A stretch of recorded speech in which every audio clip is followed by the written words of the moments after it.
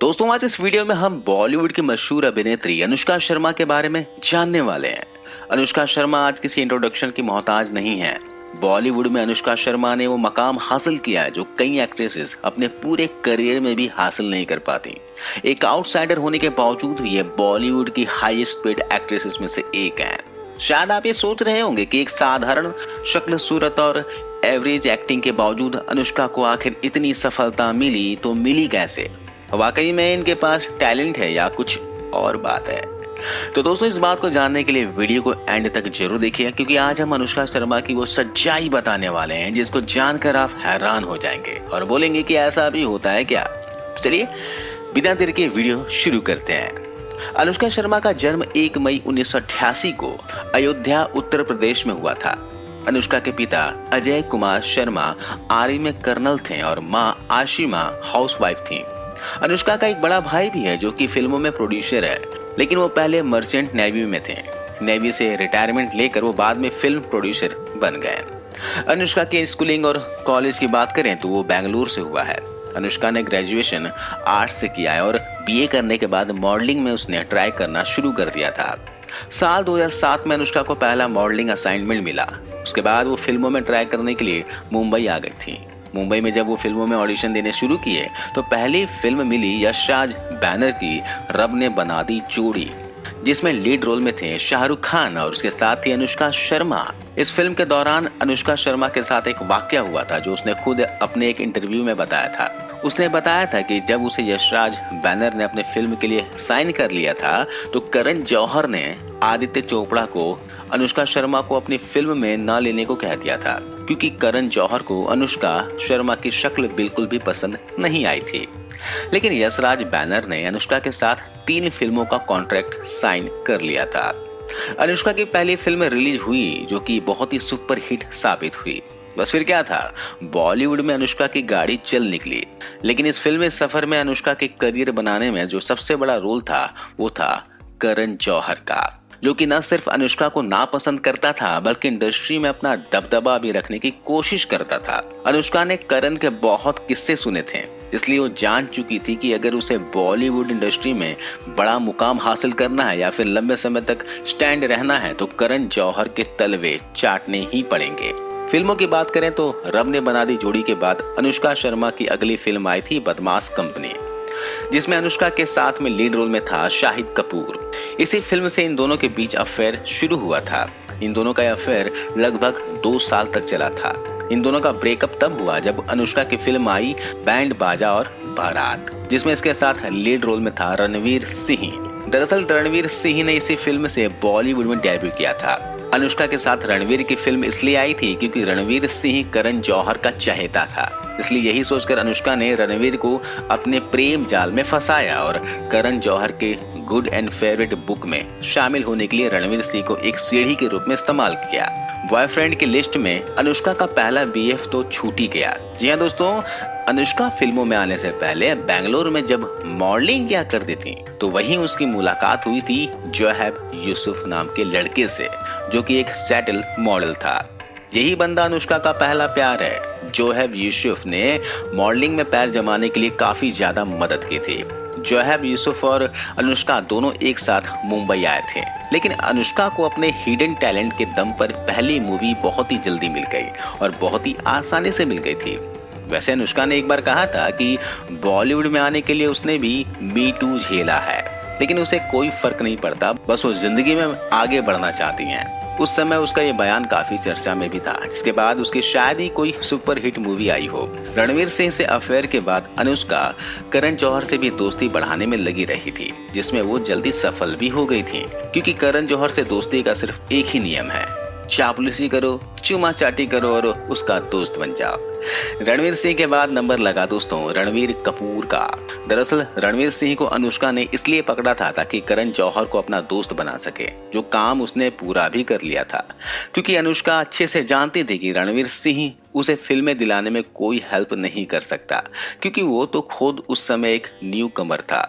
यही कारण था कि करण से दोस्ती पक्की करने के बाद अनुष्का ने रणवीर सिंह को छोड़कर रणवीर कपूर से प्यार की बीन बजानी शुरू कर दी। रणवीर कपूर और अनुष्का का अफेयर भी ज्यादा सुर्खियों में रहा था उस समय पर, लेकिन इन दोनों के बीच आ गया सुरेश रैना। जी हाँ, भारतीय क्रिकेट टीम का खिलाड़ी सुरेश रैना और अनुष्का की मुलाकात में अनुष्का का जो बड़ा भाई है उसका बहुत बड़ा हाथ था। दरअसल अनुष्का का बड़ा भाई नेवी में जॉब करने से पहले स्टेट लेवल क्रिकेट प्लेयर हुआ करते थे, लेकिन उनकी जॉब नेवी में लग गई तो उन्होंने क्रिकेट को अलविदा कह दिया। खैर, रैना और अनुष्का का भाई एक साथ स्टेट लेवल पर क्रिकेट खेल चुके हैं और वहीं से वो दोस्त भी बन गए थे। अनुष्का का भाई और सुरेश रैना जब घर पर मिलते थे तो घर पर कभी कभी अनुष्का भी मिल लिया करती थी। वहीं से उन दोनों की दोस्ती हुई और दोस्ती प्यार में बदल गई। अनुष्का और सुरेश रैना उस समय एक दूसरे पर काफी ज्यादा सीरियस रहते थे, इसलिए इनका भी अफेयर ज्यादा दिन तक नहीं टिक पाया। दोस्तों, सोशल मीडिया खबर के मुताबिक अनुष्का और उसका परिवार किसी समय पर हिंदू धर्म का सम्मान करने वाला परिवार माना जाता था। हरिद्वार में इनका परिवार एक धर्मगुरु के यहाँ पर हर साल दर्शन करने के लिए जाया करते थे, लेकिन फिल्मों में आने के बाद, काम करने के बाद बॉलीवुड में खासकर करण जौहर और अनिल मुसर्रत से दोस्ती करने के बाद में अनुष्का ने परिवार के साथ में हरिद्वार जाना ही छोड़ दिया। खैर, फिल्मों की बात करें तो अनुष्का को लगभग सभी बड़े कलाकारों के साथ में फिल्में करने का मौका लगातार मिल रहा था, लेकिन अब सोचने वाली बात यह है कि बॉलीवुड में ना कोई गॉडफादर था और ना ही कोई सपोर्ट सिस्टम, फिर कैसे अनुष्का ने एक भी फिल्म छोटे एक्टर के साथ में नहीं की। हर फिल्म जिसमें इंडस्ट्री के सो कॉल फिल्म स्टार काम कर रहे थे उसमें लगातार इसे क्यों कास्ट किया जा रहा था। रब ने बना दी जोड़ी, बदमाश कंपनी, पटियाला हाउस, बैंड बाजा और बारात, जब तक है जान, पीके, बॉम्बे वेलवेट, दिल धड़कने दो और सुल्तान, ये जितनी भी फिल्में हैं सब बड़े बड़े एक्टर के साथ में थी।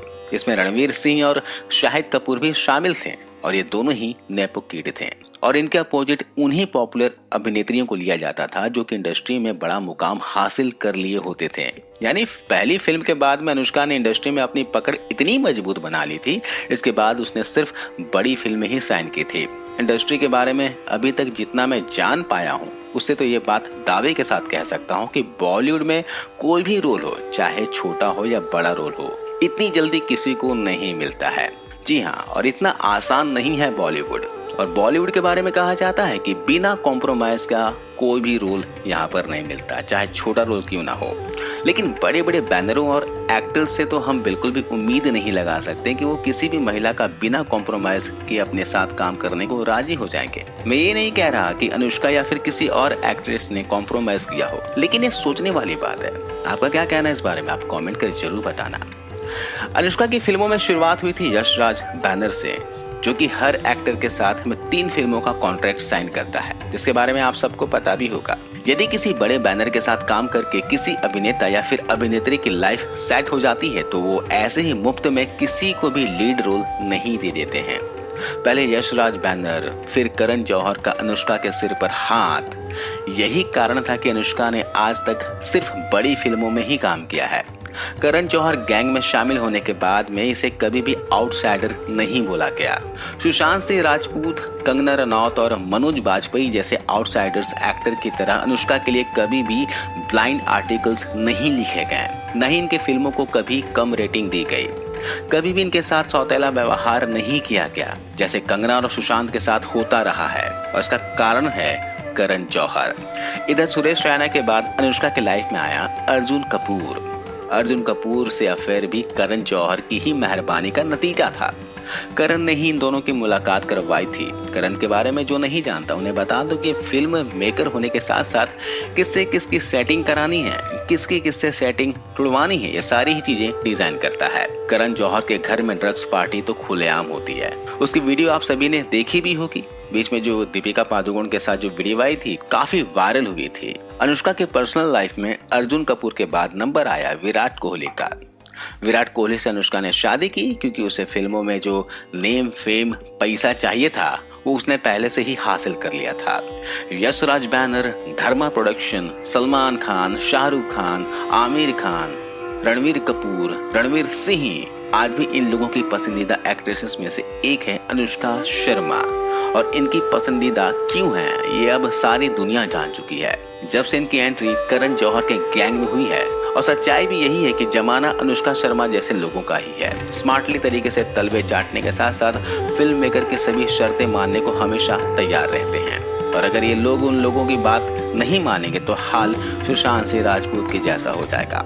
आज के लिए बस इतना ही।